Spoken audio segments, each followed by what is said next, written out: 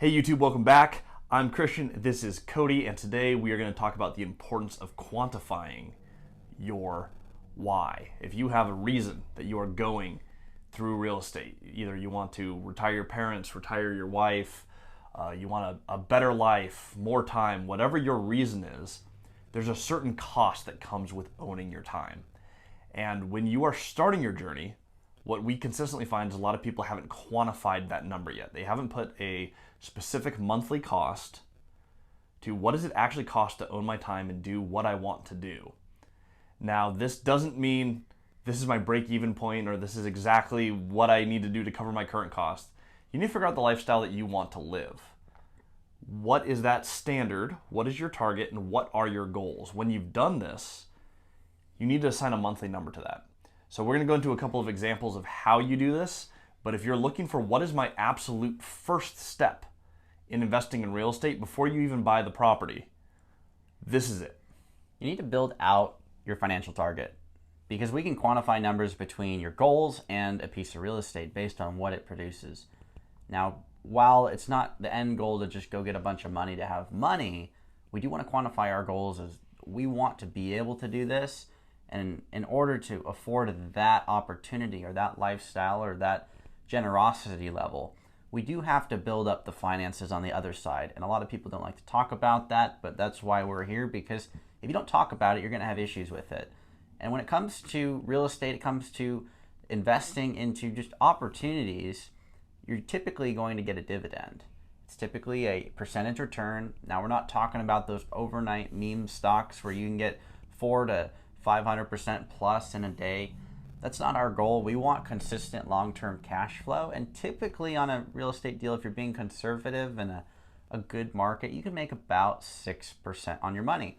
And so the way that we want to quantify this and the way that we recommend you quantify it is if you're looking to make $10,000 a month, granted all your returns are on an annual basis, we're going to multiply out the $10,000 a month times the amount of months in every year times 12. You're going to have $120,000. The way that we figure out how much real estate we have to own, how much equity we have to have in a deal, we're going to take the amount we want to make every year, the dividend, divide it by the percentage return you think you're going to make, in this case 6%. And if you take 120 divided by 6%, you're going to have $2 million that you have to build to. Now there's going to be people out there that say, oh, that's not reasonable or that's not realistic. I'm not here to be reasonable or realistic. I'm here to help you hit your goals. So if your goal is $10,000 a month, we need to find a way to get you to $2 million in equity paying you 6%. And that comes back to our two buying criteria. How do you buy it? How do you never lose it? This is why we love creative finance. You don't have to qualify for the traditional programs. If you go build relationships with people, we just have to get you to that number, paying you 6%, and you've made it. Now, we're not trying to go super deep in a math video because there's a lot of factors that go into how do you build that $2 million. There's going to be debt pay down. So over time, assuming that you have some sort of amortization of your loan, there's some portion going to the principal pay down, they're going to pay down over time. So time will build your equity. In addition, traditionally in the real estate market, values go up. Now it fluctuates in the cycle, but that is why we hold for the long term. Over the long term, values always go up. In a situation like we have today, we're in very high inflation. Right now, about 8.5%.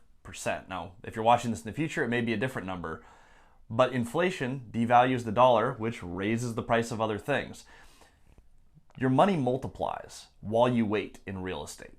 Your goal is to buy cash flowing real estate. The cash flows day one so that you can get paid to wait. That $2 million will come as long as you are still buying real estate on the two rules. Once you choose location, how do I buy it? How do I never lose it? If you have that cash flow to hold that real estate, that $2 million will come. We're not going to get, again, crazy deep into how that works, but the basic 101 level, debt pay down and appreciation over time will get you there as long as you are playing the game and sticking to your principles. And again, the way to calculate this, you can do this with any number. If you want to make $1,200 a year or $12,000 a year, $1.2 million a year. You just have to take the dividends you want to get, divide it out by the return you expect to get, and that's a good way to project what you're looking to actually go achieve and accomplish. And one of the quickest ways, and I learned this from one of my very first mentors, If the quickest way to be a millionaire is to borrow $1 million and let your tenants pay it off for you. You just have to figure out, how do I buy a piece of real estate that will amortize over time, meaning that it'll pay itself off. It's going to cash flow in the meantime and build up reserves so that you don't have to keep feeding it every month. If you want to go get to 10 million, borrow $10 million on cash flowing real estate, make sure that you have an equity position so you don't get pinched, and pay it off. That is what we've done. That's how we built our 8-figure portfolio. We bought, and now we're paying it off. Now, a sensible question at this point is, how much is enough? When do I know that I have acquired enough real estate to start rolling down? And the easiest metric is when you have hit that income that you want passively in gross income. That is not your net cash flow day one. And you need to be a little bit north of that, because you are going to have continued operating expenses. You're still going to have taxes, you're still going to have insurance. But say you're trying to get to $10,000 a month. Yep. If you can get that passive income to $12,000, $13,000, you're just a little bit north of that on the gross income number. That is a good time to start rolling down the debt. If that's all you're trying to do, build to that and then stabilize it. Debt is a tool, it's an instrument that we use. Debt always carries risk, no matter how small that risk may be. If you have 50% leverage, it is very unlikely that your property is going to drop below 50%. Rents probably aren't going to pull back 50%.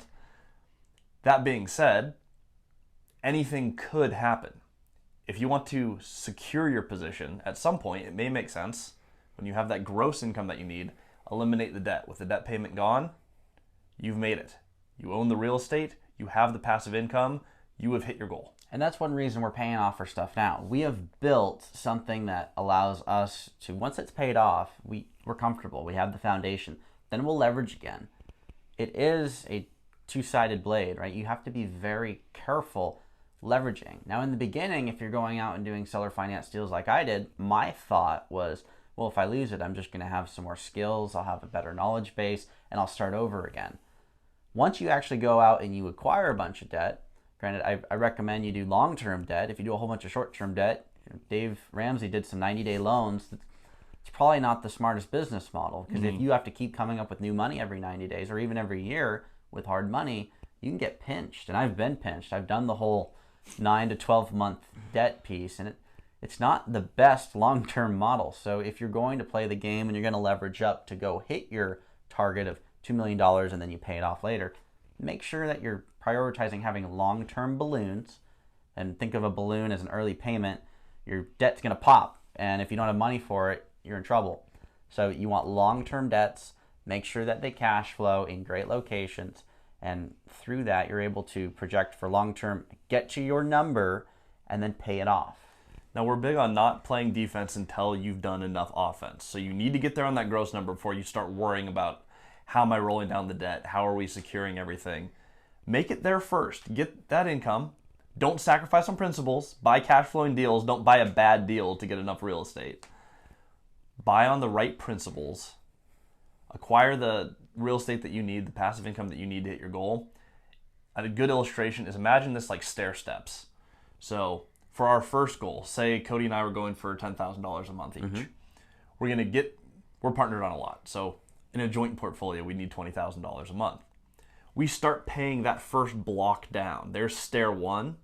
Once we've hit that, we're going to hit a new goal. We're going to decide, where are we going next?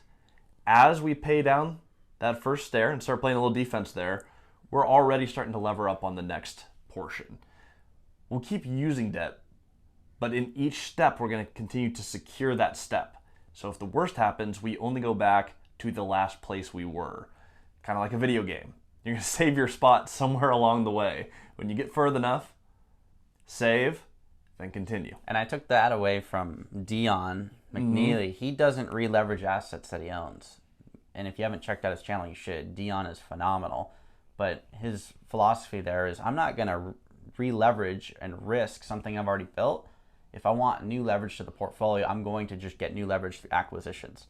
And that's something that we believe in too. We can pull out a little bit of money on real estate in the form of a loan to improve it, but we're not just going to pull cash out just to pull cash out. We do want to pay down the properties over time and introduce new debt that is non-contingent on the current real estate that we own. But that is it for today. So if you have questions, put them in the comments below. We'll see you on next week's Whiteboard Wednesday, and have a great weekend.